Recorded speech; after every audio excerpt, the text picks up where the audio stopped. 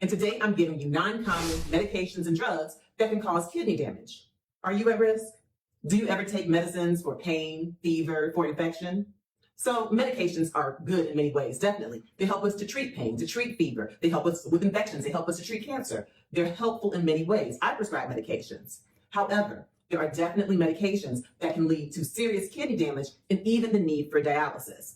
Sure, some of these medications that are harmful to the kidneys are ones that you're purchasing over the counter. But guess what? Sometimes the medications can be being prescribed to you by your doctor. I know, that's scary. But that's the point in being your own advocate and collecting information from sources you trust. Today, we're going to talk about it. I'm going to let you know if some of the pain meds you're taking, the antibiotics, maybe even the chemotherapy could actually be damaging your kidneys and what to do about it. As you listen to this list I'm about to give you of the medications that can cause kidney damage, I want you to pay attention and tell me which ones surprise you. Put it in the comments below. I'm really interested in finding out. Number 1, non-steroidal anti-inflammatory drugs, or NSAIDs. Yes, I'm talking about some common pain medicines like ibuprofen, naproxen, aspirin. Raise your hand if you take these medications. Well, these meds are excellent for pain and for inflammation. Lots of people who are having sports injuries or arthritis or menstrual pain will take NSAIDs. It's very common.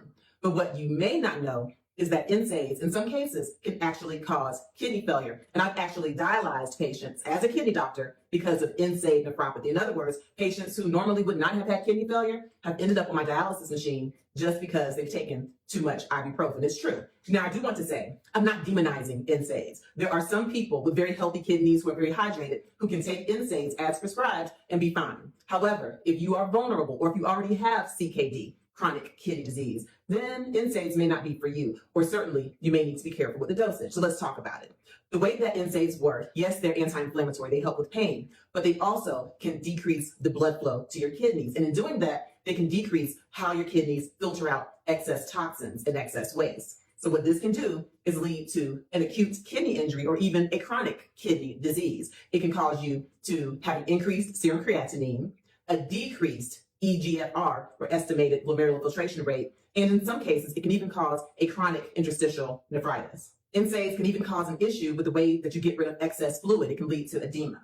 So how do you know if you're someone whose kidneys may have been damaged by NSAIDs? Well, first off, you want to consult with your doctor. Find out what your kidney function is. Find out what your eGFR is, what your serum creatinine is. Find out if you have excess protein in your urine. Then talk about the dosages of NSAIDs you've been taking. Have you been taking high-dose ibuprofen, like 800 milligrams 3 times a day? Has your orthopedic doctor ordered you to do that? Well, it's possible that this is okay for you for the short term, but if you're doing it for more than 10 days, or if you're doing it regularly, especially if dehydrated, it could be causing an NSAID nephropathy or an NSAID kidney disease. Are you taking medications for more than 10 days for pain or more than 3 days for fever? If so, you could be at risk. Are you taking a combination of pills, like some of these powders that have aspirin, acetaminophen, and caffeine? Okay, are you someone who likes to shut down a powder for pain? If so, you could be damaging your kidneys. So what you want to do is, even for over-the-counter medications like NSAIDs, you want to consult with your doctor. You want to use the medication as prescribed, and you want to make sure that you are properly hydrated if taking NSAIDs. And if you are a person who already has vulnerable kidneys, or if you're taking another medication that can also damage your kidneys, then NSAIDs might not be for you. Oh, when it comes to aspirin, your doctor may have told you to take a low-dose aspirin, like an 81 milligram aspirin. If you're listening to this video, don't all of a sudden toss your aspirin to the side. Consult with your physician, because in most cases, the low-dose aspirin may not cause a problem.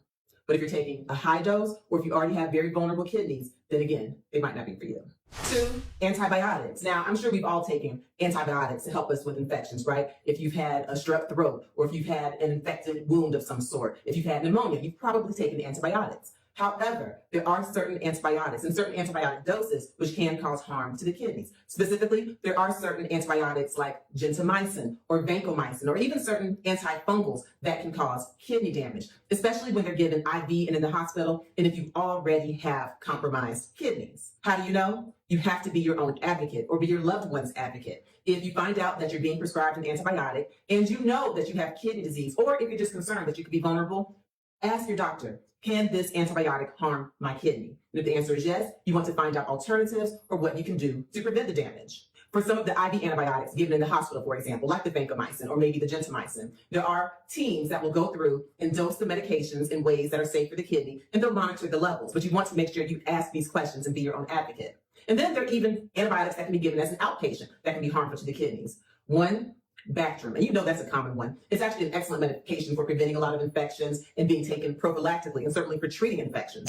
However, if you already have vulnerable kidneys, or if you're dehydrated, or if you have CKD, then something as simple as Bactrim can make your kidneys worse. Talk to your doctor. The Bactrim can increase your serum creatinine. Also, certain antiviral medications can cause crystals in the kidneys, which can lead to blockage and decreased kidney function. So if you're being treated for a virus, ask your doctor if the medication can harm your kidneys. And if so, again, see what you can do to prevent it. Make sure that you're well hydrated. Ask for the alternatives and ask if you need alternate dosing depending on your kidney function or if you have CKD.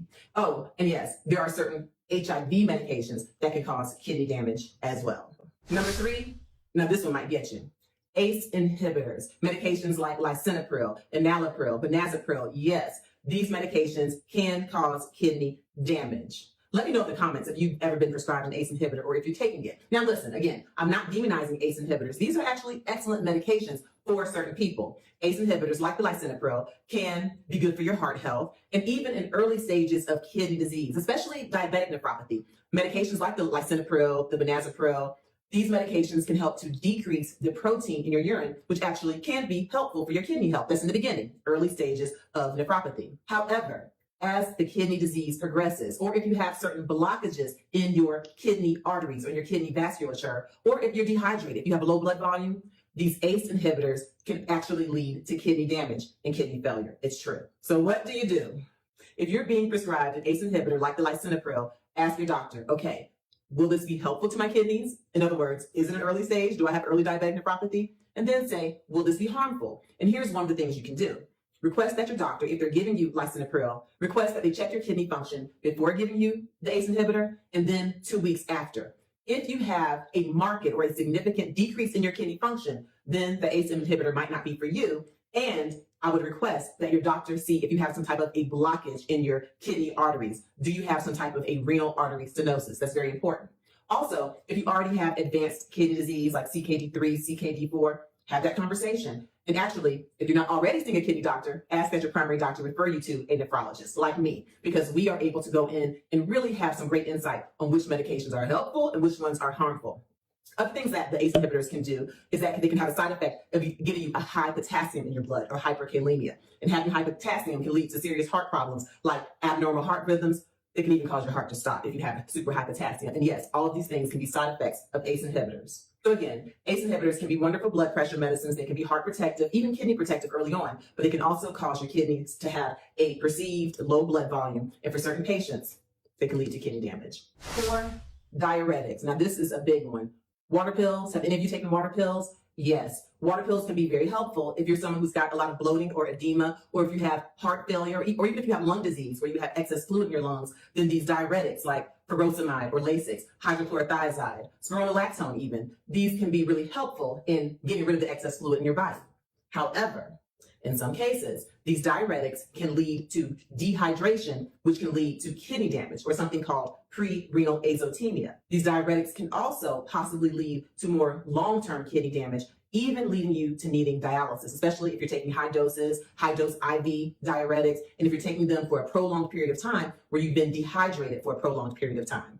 So it's important that you talk to your doctor about monitoring your kidney function. Sometimes it's a tricky balance. You don't want to have fluid overload. You don't want to stress your heart, especially if you have congestive heart failure. You don't want to have a shortness of breath if you have lung disease and you have too much fluid in your lungs. But you don't want to be over-diuresed or have too much of the water pill because, again, it can lead to kidney failure. So what you need to do is to have candid conversations with your doctor. If you're on a water pill, ask them how they're monitoring you. They should be checking your kidney function regularly with that BUN, with that creatinine, with the EGFR to make sure that the diuretics are not harmful to you. Also, you want to find out certain side effects. Certain diuretics can cause you to have high calcium in your blood or high blood sugar or high uric acid, specifically the hydrochlorothiazide. Talk to your doctor. Again, diuretics are important. I prescribe diuretics to my patients, even to some of my kidney patients, but it's important that you're being monitored by someone who knows what they're talking about. Because yes, diuretics, these water pills, in some cases, can lead to kidney damage.